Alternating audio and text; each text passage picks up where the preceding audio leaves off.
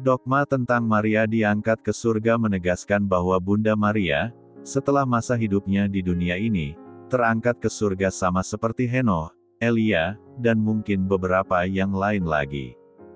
Paus Pius ke-12, dalam Munificentissimus Deus 1950, menegaskan bahwa Maria, Bunda Allah yang tak bernoda dan Bunda Allah yang tetap perawan, setelah selesai hidupnya di dunia, diangkat tubuh dan jiwanya ke dalam kemuliaan surgawi. Pertanyaannya, apakah Bunda Maria melewati proses kematian, ataukah langsung begitu saja terangkat ke surga? Jawabannya, gereja memang tidak pernah secara formal menyebutkan apakah Bunda Maria meninggal dunia atau tidak, tetapi konsensus umum menyebutkan bahwa Bunda Maria memang mengalami kematian terlebih dahulu sebelum tubuh dan jiwanya diangkat oleh Tuhan ke dalam kemuliaan surgawi. Frasa, setelah selesai hidupnya di dunia, dalam ensiklik Munificentissimus Deus sebenarnya secara implisit mengisyaratkan tentang kematian Bunda Maria itu. Tambahan lain, di dalam buku, Mempertanggungjawabkan Iman Katolik, yang ditulis oleh Uskup Malang Dr. Hendrikus Pitiarto, menyebutkan bahwa Maria memang meninggal juga seperti halnya Yesus, meski tidak mengenal dosa, tetapi seperti Yesus juga, ia segera dibangkitkan dengan jiwa dan badannya untuk mulia bersama putranya di surga. Itulah juga yang akan dialami oleh semua orang yang akan diselamatkan oleh Yesus Kristus. Hanya saja, Bunda Maria, yang langsung mengikuti Yesus putranya dan mendahului semua manusia lain, telah menikmati kepenuhan keselamatan yang dikerjakan oleh Yesus Kristus, yakni mulia dengan jiwa dan badan di surga. Perlu kita sadari bahwa hak istimewa ini dimiliki oleh Bunda Maria karena ia dipersatukan secara erat dengan karya penebusan putranya. Selama ini kita sedikit gagal paham tentang pengangkatan Bunda Maria ke surga. Banyak di antara kita mencampur-adukkan antara pemahaman tentang Yesus naik ke surga dengan Maria diangkat ke surga. Kita mengira bahwa kedua istilah atau kata itu, naik dan diangkat, memiliki arti yang sama sehingga terkadang pemakaiannya saling tukar. Naik ke surga berarti dengan kekuatan sendiri masuk ke dalam surga.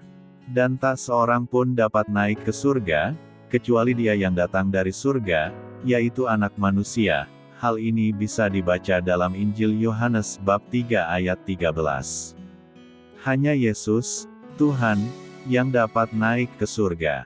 Sementara itu, terangkat ke surga berarti masuk ke surga bukan melalui kekuatannya sendiri, melainkan kekuatan lain di luar dirinya.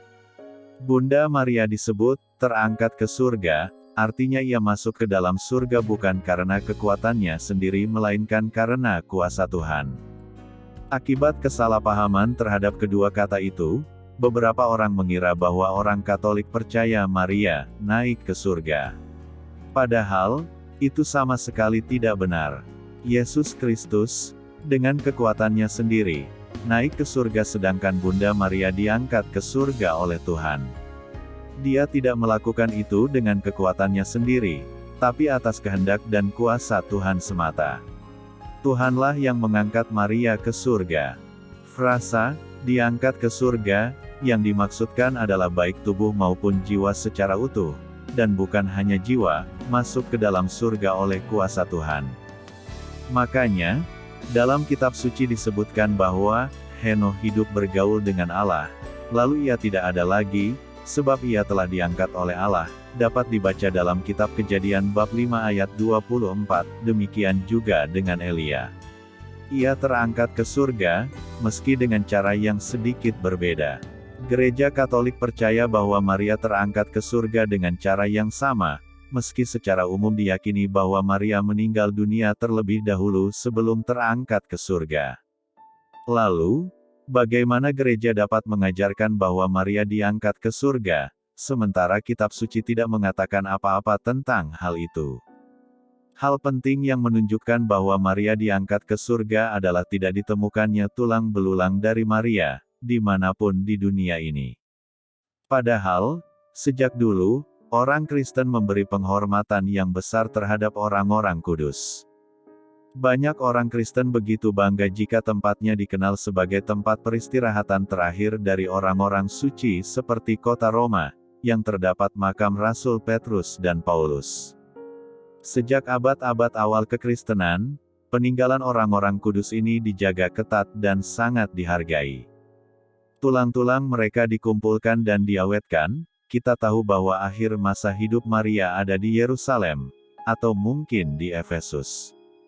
Namun, tidak satupun dari kota-kota itu maupun kota lain yang mengklaim jasadnya, meskipun ada klaim tentang makam Bunda Maria.